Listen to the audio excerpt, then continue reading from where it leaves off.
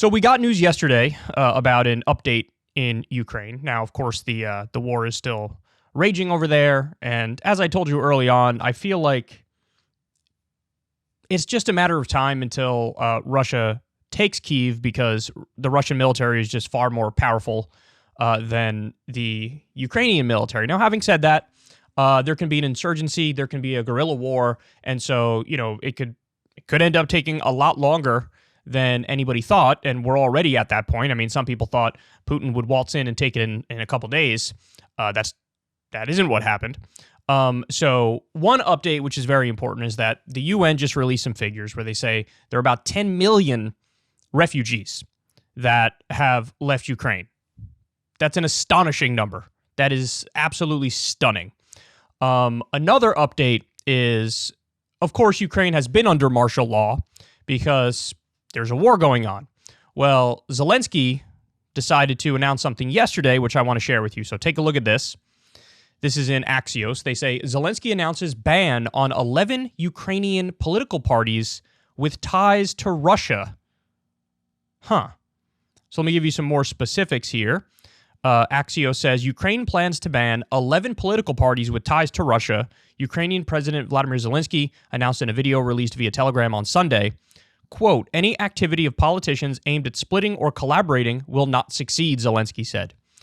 So the National Security and Defense Council of Ukraine decided to ban the activity of, here are the parties: Opposition Party for Life, Shari Party, Nashi Opposition Bloc, Left Opposition, Union of Left Forces, State Progressive Socialist Party of Ukraine, Socialist Party of Ukraine, Socialist Party, and Vladimir Saldo Bloc, Zelensky said. So these are the parties that they're banning. They are claiming, hey, this is because of Russian influence. We're in the middle of a war, and Russia has effectively infiltrated these parties, and they're representing the interests of Russia. That's the argument that they make. Now, I want to take note of something which I think is pretty important here. You do not see the banning of, for example, the Azov Battalion from the National Guard. Well, the Azov Battalion are card-carrying neo-Nazis. They admit that up to 20% of the people in the Azov Battalion are neo-Nazis. They say that. My guess is, of course, the number's significantly higher. But they're still part of the Ukrainian National Guard, and they're able to operate with nothing getting in their way whatsoever. They're probably getting armed right now by the United States. There's also no arming of a far-right party called Svoboda. So none of the far-right or neo-Nazi parties or neo-Nazi aligned parties have been banned. Why is that? Well, my guess is it's because these are some of the most experienced on-the-ground fighters, and Zelensky doesn't want to take some of his strongest fighters and throw them under the bus. Now, having said that, if you're looking at the situation objectively, if anybody was going to be on the chopping block for a ban, if you're doing it based on ideology and you're doing it based on how big of a problem they are, I mean, I would guess the neo-Nazis would be first on the chopping block, but that's obviously not what happened here. And most of the parties that are listed are indeed left parties. So there's, what is it? One of the parties, there's 450 seats in the Ukrainian parliament, and the first party they listed here, the Opposition Party for Life, that party holds, I think, 10% of the seats in parliament. And he just banned basically 10% of parliament. So this strikes me as totally unacceptable. Now, by the way, I looked deeper into this, and it turns out it's true. Some of these parties, I don't know if it's the case for all of them, but some of these parties listed do have ties to Russia. But my reaction to that is, if you want to keep a united Ukraine, and you want to say, for understandable reasons, in fact, I would argue this makes perfect sense, no, you can't have the Donbass region. No, you can't have Donetsk and Luhansk. You want to say that to Russia? Okay, well then those areas need representation. That if you have a number of ethnic Russians in Ukraine who might have very different politics from some ethnic Ukrainians, well, then if you want them to be in Ukraine, you're going to have to represent their interests. They're going to have a voice in the system.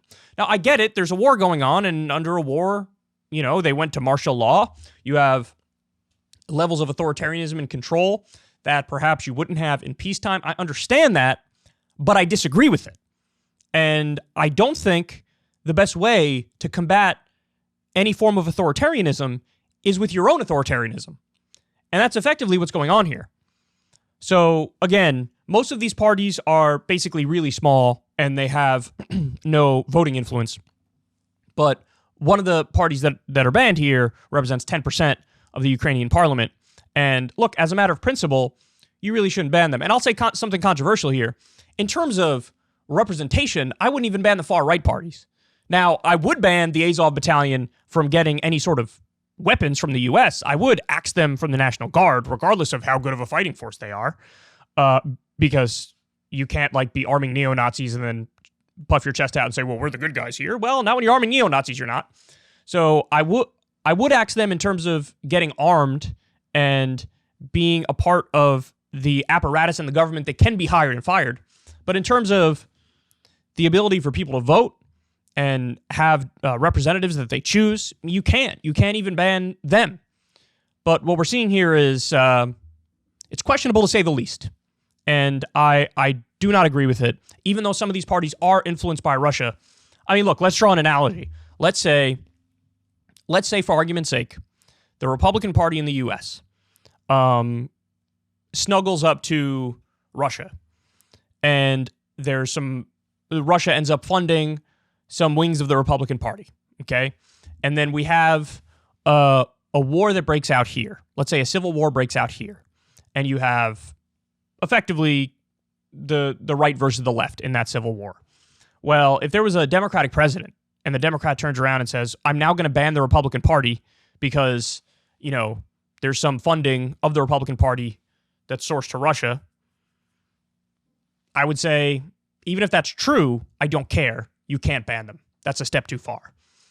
And they're doing it, and it's not good, man. It's not good. Because another thing that you generally see is whenever there are, authoritarian power grabs, very rarely do they actually relinquish that power when the time comes. And you guys know that. I mean, it happened with the Patriot Act in the United States. It's spying on everybody, and then they just kept extending it and extending it and extending it. And it went, the scope of it was interpreted as much more broadly than even the authors of it said. Like, Sensenbrenner was like, we didn't want the Patriot Act to do all that. They didn't want the Patriot Act to spy on everybody, take away due process, take away your protection from unreasonable search and seizure, collect everybody's metadata, have a rubber stamp FISA court. They didn't want that. And so not only does it stay the law, but then it expands. And so now you're giving Zelensky the authority and the ability to say, whoever my political opponents are, we're going to ban them. And you know who that reminds me a lot of? Vladimir Putin. And that's what Putin does. So I get it. There is a fundamental key difference here, which is Ukraine was invaded by Russia. Russia is the aggressor. Don't get it twisted. Don't fall for any of the propaganda or, the narrative humpers who tell you otherwise. That's definitely what happened. But what I'm saying is, even given that fact, you can't just start banning political parties. You can't. And by the way, let me just say, I'm skeptical that all of the parties even are influenced by Russia. Some of them are, because again, I looked deeper into it and it turns out it's true that some of them are. But even if they are, I don't care, but I don't even think all of them are. I think some of them aren't. And it's just like, hey, I want to ban the opposition parties. So I don't like that at all. I don't like that at all. And if you want to say we need a united Ukraine and Russia shouldn't get an inch of our territory, if you want to say that, which is an argument I agree with, you also should be willing to allow in voices that are totally antithetical to what you believe, Zielinski. So you also got to speculate, though. I don't know how much of this is directly coming from Zielinski and how much of it is other forces within Ukraine. And I don't think we'll ever know the answer to that. But what we do know is this is an official action that's been taken. And it is quite noteworthy that, Azov Battalion wasn't kicked out of the National Guard. The Svoboda Party wasn't banned. The far right and the neo-Nazi aligned are still active. And, but they're going after almost every single left party under the sun here. I gotta say, guys, I just don't agree with it. I think it goes way too far. The answer to combat authoritarianism is not more authoritarianism, is not your own authoritarianism. And that's why it's important to think about these conflicts, not just in terms of good guy, bad guy, but you have to think of these conflicts in terms of principles and trying to hold objective standards. So there you have it. 11 political parties are banned in Ukraine. They're claiming ties to Russia. Some of them it's true. Others it might not be true. But either way, you got to allow them to operate because, let's be clear, that is part and parcel of free speech, free expression, free association, representative government. So if you really want to portray yourself to the world as the beacon of democracy or whatever, which is what Ukraine is trying to do, well, you can't do anti-democratic things and expect us to not point it out. So there it is. Hey, y'all, do me a favor and like and subscribe. It helps out big time in the algorithm. Click the bell as well for notifications when videos drop, and watch that video on screen right now. You know you want to.